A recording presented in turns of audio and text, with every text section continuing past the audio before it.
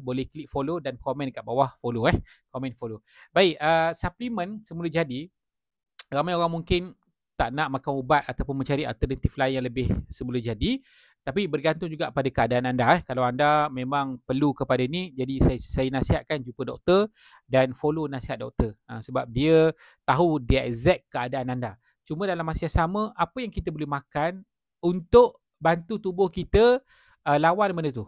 Okay. Jadi yang pertama, suplemen yang saya cadangkan ialah tak lain tak bukan ialah kalsium. Kalsium ni dia bantu untuk pergerakan sendi, bantu untuk redakan kekejangan, bantu untuk signal saraf yang baik, dan juga bantu untuk elak daripada tulang kita jadi rapuh.